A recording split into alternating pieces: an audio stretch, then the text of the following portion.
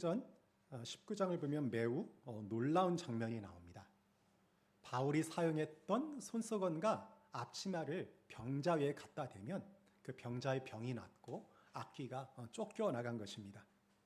하나님이 바울의 손으로 놀라운 능력을 행하게 하셨어요. 이 충격적인 장면을 본 유대인 마술사들이 이렇게 선언을 했다고 해요. 바울이 믿는 예수를 의지하여, 예수의 이름을 의지하여 내가 명한다 라고 그렇게 선언을 하였다고 해요. 예수 이름에 어떤 능력이 있기에 그들이 충격을 받고 이렇게 모방까지 하였던 것일까요? 오늘 우리는 사도행전 9장 32절에서 35절까지의 말씀을 가지고 예수 그리스도의 능력과 그분이 행하시는 기적에 대해서 살펴볼 것입니다.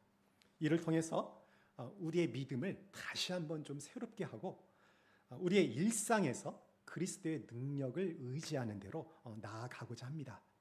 사도행전 9장 32절부터 35절은 베드로가 룻다에 있는 성도들을 방문하였을 때 일어난 사건을 기록하고 있어요. 거기 누가 있었습니까? 애니아라 하는 사람이 있었는데 중풍 걸린 지 얼마나 되었죠? 8해가 되었다라고 그렇게 이야기를 합니다. 여러분, 처음에 그 육체에 문제가 생기게 되면요, 육체 때문에 고통스러운데 그것이 치유되지 않고 장기간 지속이 될 때 마음이 같이 무너지게 됩니다. 애니아는 지금 단지 몸만 움직이지 못하는 상태가 아니라 그 마음이 절망과 낙심 가운데 몹시 피폐해졌던 그런 상태에 있었습니다. 그런데 어떻게 합니까? 베드로가 그를 치유하는데 어떻게 치유해요? 예수 그리스도께서 명하신다라고 그렇게 합니다. 예수 그리스도의 이름의 능력을 의지하여서 애니아를 치유를 해요. 애니아가 그 자리에서 자리를 정돈하고 일어서죠. 이것은 그가 단순히 그를 괴롭혔던 육체적 질병에서 회복되어 온 것뿐만 아니라 그의 영혼이 다시 살아난 것을 상징적으로 보여주고 있어요.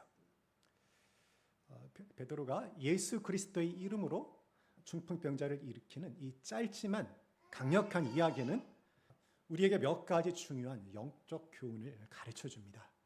오늘 그것 3가지를 좀 살펴보려고 하는데요. 첫째, 주님은 우리의 연약함을 아시는 분이십니다. 조금 전에 말씀드렸지만 애니아가 8년 동안 침상에 누워 있었다는 것은 그가 육체적으로뿐만 아니라 정신적으로도 지금 완전히 무너진 상태에 있었어요. 그런데 그때 스스로 애니아가 예수님 앞에 나아갈 수 없었는데 예수님께서 베드로를 통하여서 애니아를 찾아오셨습니다. 그의 고통을 외면하지 않으신 것이죠. 높디 높은 하나님이시지만 예수님께서 우리를 사랑하셔서 인간의 몸을 입고 이 땅에 오셨죠. 우리와 함께 먹고 마시면서 인간들이 겪는 온갖 희노애락을 몸소 다 겪으셨습니다. 그리하여서 우리들이 느끼는 고통, 우리들의 한계, 그것들을 다 같이 겪으시면서 우리를 이해하고 우리를 공감하게 되셨어요. 그러므로 그 궁휼함을 가지고 우리가 어떤 문제에 있을 때 우리를 찾아오셔서 그 문제를 치유하고 회복시켜 주시는 것입니다. 그런데 전제 조건이 있어요. 그냥 오시지 않고요. 우리가 우리 고통 속에서 주님을 찾고 그분을 모셔드려야 합니다. 그냥 와서 고쳐주세요 하는 정도로는 안 되고요. 정말 우리 심령 가운데서 예수님이 아니고서는 나의 이 문제가 결코 해결될 수 없다는 것을 마음 깊은 곳으로부터 고백하고 주님을 정말로 신뢰하고 의뢰하는 마음으로 그분께 간청을 할 때 그분께서 그 의뢰하는 영혼의 삶에 들어오셔서 일하기 시작하십니다. 그냥 조금 이렇게 해주세요 했는데 안 된다고 그냥 집어치우는 것은 예수님을 정말 주님으로 인정하는 것이 아니에요. 우리가 전 존재로 그분께 도움을 요청하고 그분이 우리 삶 속에 들어와서 일하실 것을 우리가 기다려야 합니다. 우리는 도중에 지쳐서 포기할 수 있는데 예수님은 결코 우리를 포기하지 않으신다는 믿음을 가지시기 바랍니다. 그리고 그 고통을 통하여 우리를 더 온전한 사람으로 만드시고 주님께 더 가까이 나아가도록 우리를 이끄시는 분이십니다. 예수님께서 나사로의 무덤 앞에서 우셨던 모습을 기억하시죠? 마르다 마리아가 자기가 사랑하는 그 오라버니의 그 죽음 앞에 울고 계셨을 때 예수님께서 그 상황을 또 측은히 여기시고 예수님이 슬퍼하시며 함께 우셨습니다. 그리고 어떻게 하셨어요? 말씀으로 나사로를 다시 살리셨습니다. 예수님께서 우리의 고통을 아시고 우리와 공감하시고 또 그 문제를 친히 해결하는 분이시라는 것을 이 사건을 통하여 분명하게 보여주신 것입니다. 우리는 주님을 포기할지 몰라도 주님은 한번 택하신 사람의 그 인생을 결코 포기하지 아니하시고 끝까지 책임지시는 분이심을 믿으시기 바랍니다. 둘째, 예수 그리스도의 이름에는 능력이 있습니다. 베드로는 왜 애니야에게 애니야야 예수 그리스도께서 너를 낫게 하시니 일어나라 그렇게 말을 했을까요? 굳이 예수님의 이름을 강조하죠. 사도행전을 보게 되면요 모든 기적 앞에 달라붙는 수식어가 예수 이름입니다. 베드로와 요한이 안진뱅이를 일으켰을 때도 예수 그리스도의 이름으로 그렇게 하신 것입니다. 왜 사도행전은 계속하여서 예수 그리스도의 이름에 대해서 예수 그리스도의 이름의 능력에 대해서 이야기를 할까요? 바로 예수 그리스도의 이름 안에 병을 치유하고 죄를 용서하고 사람을 구원하는 능력이 있기 때문입니다. 예수님의 이름은 단순한 이름이 아니에요. 그 안에 모든 능력과 권세를 포함하고 있습니다. 유대 문화에서 이름은 어떤 사람을 다른 사람으로부터 구별시켜주는 어떤 식별 기능만 갖고 있는 것이 아니라 그 존재의 본질과 그 존재가 지니고 있는 사명을 말해 주었어요. 예수라는 뜻이 히브리어로 무슨 뜻입니까? 하나님께서는 구원자라는 뜻이에요. 그렇다고 한다면 지금 예수라는 이름도 천사가 나타나서 그렇게 지라고 알려준 거잖아요. 예수님이 이 땅에서 이루시는 일이 무엇이라는 것입니까? 우리를 누르고 있는 병과 사망으로부터 구원하는 구원자라는 것을 태어나시기 전부터 이렇게 선언을 하신 거예요. 베드로가 애니야를 치유할 때 부른 예수님의 능력은 오늘날 어떠할까요? 시간이 지났으니까 희미해지고 퇴색해지고 사라졌을까요? 그렇지 않습니다. 예수님의 능력은 가거나 지금이나 동일해요. 만약에 예수님의 능력이 저 여러분의 삶 가운데서 나타나지 않고 있다고 한다면 그것은 저 여러분의 믿음이 연약하기 때문입니다. 그 이름을 온전히 붙잡지 않기 때문입니다. 우리가 예수님의 이름을 믿고 부를 때 우리는 그분의 무한한 능력과 사랑을 오늘날도 경험할 수가 있어요.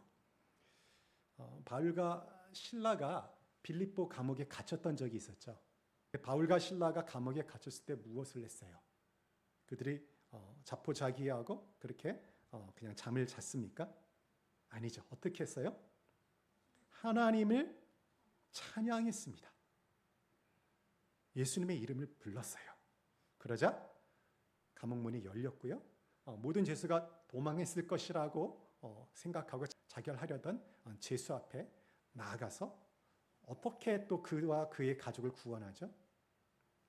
주 예수를 믿으라. 그리하면 너와 내 집이 구원을 얻으리라 라고 해서 주 예수의 이름으로 복음을 선포합니다. 예수님의 이름에는 어떤 상황에서도 우리를 자유케 하고 우리를 구원케 하는 능력이 있습니다. 여러분은 이 예수님의 능력을 믿고 계십니까? 예수님의 이 이름을 부르고 계십니까? 예수 이름의 능력은 성경에만 나타나는 것이 아니에요. 2000년 교회 역사에 신실했던 많은 사람들의 인생 속에서 나타났고요. 오늘날에도 나타납니다. 저도 예수 이름의 능력으로 치유되었던 적이 있습니다. 그러나 저만 이 경험을 하였을까요? 저만 특별화해서 그 경험을 하였을까요? 지금 이 자리에 앉아있는 여러분 모두가 예수 이름의 능력을 경험하지 않으셨습니까? 고집스럽고 작은 자극에도 금방 분노하는 우리같이 보잘것없고 연약한 자들이 예수님을 주와 그리스도라고 고백하게 되고 우리가 죄인임을 깨닫게 된 것, 그리하여서 하나님의 자녀가 된 것, 이것 자체가 정말로 그 어떤 것보다도 놀라운 기적이 아닙니까? 가망없던 우리가 이렇게 놀랍게 변한 것이 바로 예수 이름의 능력 덕분인 줄 압니다. 예수님의 이름은 우리의 삶을 변화시키는 힘을 지니고 있습니다. 우리 모두는 이미 예수 그리스도의 이름의 능력을 경험하였어요. 이제 그 이름을 더 크게 외쳐 부름으로 우리 삶의 모든 순간에, 우리 삶의 구체적인 현장에서 그 능력을 누리기를 사모해야 할 때인 줄 압니다. 셋째, 온전한 회복은 하나님의 영광을 드러내게 됩니다. 부흥은 어떤 거창한 어떤 프로젝트와 프로그램으로부터 시행되는 것이 아니라 예수 그리스도의 이름의 능력으로 온전히 회복된 한 사람의 변화로부터 시작이 됩니다. 여러분, 애니아가 치유를 받은 이후에 어떻게 되었죠? 룻다와 사론에 사는 많은 사람들이 이 기적을 보고 주님께로 돌아왔습니다. 애니아라고 하는 한 사람의 회복이 그의 개인적 회복에서만 그친 것이 아니라 그의 주변에 있는 이웃과 공동체가 하나님께 돌아와 구원받는 그런 놀라운 도구가 된 것입니다.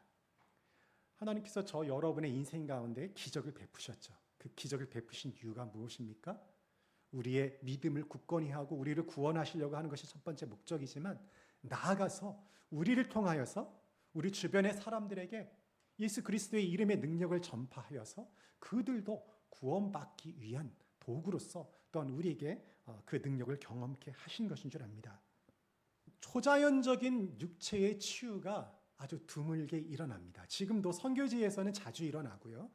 문명이 발달할수록 의술이 발달되었기 때문에 그런 기적이 적게 일어나지만 여전히 일어나요. 제가 그 증인입니다. 제가 이전에 섬기던 교회에서 부장 집사님이 한림대 신경외과 교수셨어요. 제가 디스크를 심했었는데 그걸 고치는 분이시거든요. 제가 그거를 기도로 통해서 낫다고 하면은 믿는 분인데도 자꾸 물어봐요. 어떻게 됐는지. 이게 안 믿게 주는 거예요. 의학적인 상식으로는. 그렇게 될 수가 없는 거예요. 그렇지만 그것이 어떻습니까? 제가 3시간 이상 앉아있지도 못했었는데 일어나서 모든 운동을 하고 정상적으로 살아가는데 누가 그 사실을 부인할 수 있었겠어요? 예수 그리스도께서 우리 가운데 역사하게 하면 이런 초자연적인 기적이 일어납니다. 그러나 더불어서 우리가 고통 가운데, 고난 가운데 있는데 세상 사람들처럼 그 가운데에서 인상을 찌푸리고 다 죽을 것 같은 삶으로 살아가는 것이 아니라, 그런 상황에도 불구하고 여전히 예수님께서 우리에게 허락하신 소망을 붙들고 기쁨과 평강 가운데 살아간다고 한다면, 저는 그것이 제가 불치병으로부터 치유된 것보다도 훨씬 더 놀라운 기적이라고 생각을 합니다. 세상 사람은 그렇게 할 수 있는 사람들이 없어요. 다른 종교에서도 기적은 일어난다고 합니다. 다른 종교에서도 아마 병을 고칠 수도 간혹 있는 것 같아요. 그럼에도 불구하고 이런 절망의 상황 속에서도 그 상황에 갇히지 않고 하나님께서 우리에게 주신 평강과 기쁨을 여전히 누릴 수 있는 그런 기적은 오직 우리 믿음 안에서만 일어나는 일인 줄 압니다. 우리가 그런 기적의 주인공으로 살아가는 것도 귀한데요. 더불어서 어떻게 해야 하나요?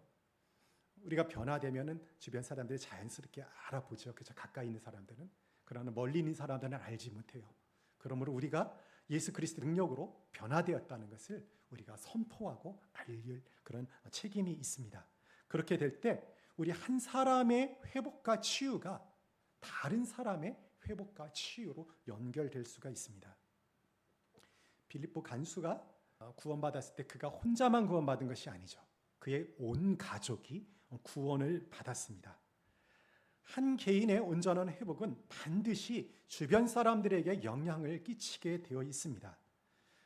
주님께서 우리 삶에서 어떤 일을 행하셨는가를 나눌 때 우리는 하나님의 살아계심을 증거하게 되는 것이고, 그것을 통하여서 하나님의 영광이 나타나게 되고 온전히 하나님께 영광을 돌리게 되는 줄 압니다. 우리의 온전한 회복을 통하여 또 우리의 그 간증을 통하여 하나님의 영광이 드러난다는 것을 기억하시기 바랍니다. 제가 예수님의 능력으로 불치병에서 치유되었을 때 하나님의 그 치유는 그 육체적인 치유에만 머물지 않고 저희 삶 가운데도 큰 변화를 일으켰어요. 그 변화를 본 우리 가족들이 주님 앞으로 나왔고 제 주변 사람들이 학교 친구들과 주변 이웃들이 많은 이들이 그리스도께로 나와왔습니다. 여러분들도 여러분의 삶 가운데 하나님께서 어떤 일을 행하셨는지를 구체적으로 나눌 때 주변의 사람들이 믿음을 갖게 될 것입니다. 인간적인 상황으로 보면 답이 없을 것으로 보이는 경우가 많아요. 너무도 복음에 대해서 예수님에 대해서 부정적인 반응을 보이지만 그럼에도 불구하고 우리가 겸손하게 기회가 있을 때마다 예수님께서 우리 삶 가운데 어떤 일을 하셨는지를 우리가 증거할 때 그들의 마음이 언젠가는 반드시 열릴 줄 압니다. 그렇다면 우리는 이런 영적 교훈을 우리의 삶 가운데 어떻게 적용할 수 있을까요? 어려움과 고통을 겪을 때 예수 이름의 능력을 의지하고 그분께 기도하십시오. 예수 이름의 능력으로 나를 구원해 달라고 간절히 기도하십시오. 이것은 그냥 한 번 와서 기도하고 그렇게 되었으면 좋겠습니다라고 마음의 어떤 소원을 고백하는 정도의 것을 말하는 것이 아니에요. 이것은 우리의 인생의 문제가 걸린 것이잖아요. 그렇다고 한다면 우리의 전 존재를 걸고 필사적으로 주님 앞에 믿음으로 매어 달리는 것을 의미합니다. 그러할 때 우리에게 반드시 하나님의 능력이 나타납니다. 제가 3시간 이상 앉아있지도 못한 그런 몸이 아픈 상황에서 그냥 치유받은 게 아니에요. 나를 위해서 정말 나의 영혼을 사랑하고 기대해 주신 목사님이 계셨지만 저도 제가 할 수 있는 간절함을 다해서 예수님을 붙들었습니다. 제가 하루에 3시간씩 1시간씩 차를 왕복하게 타고 가갖고 3시간씩 기도받고 말씀을 읽었습니다. 3달 동안이요. 하루도 빠지지 않고 그렇게 했습니다. 그런 가운데 어느 날 나의 마음 가운데 예수님이 주님이신 것이 믿어지게 되었고 내가 치유된 것이 믿어졌던 것이에요. 하나님께서는 우리에게 믿음을 요구하세요. 그냥 고쳐주실 수 있는데 그렇지 않다고 한다면 우리는 다시 이전의 삶으로 되돌아갈 것이기 때문입니다. 그 과정을 통하여서 우리가 하나님의 사람으로 변화되고 우리의 믿음이 굳건히 되어서 다시는 주님을 놓지 않고 주님과 동행하는 상황이 될 때 하나님께서 우리에게 그 놀라운 기적을 완성하시는 줄 압니다. 둘째, 주님께서 우리에게 베푸신 은혜와 기적을 나누십시오.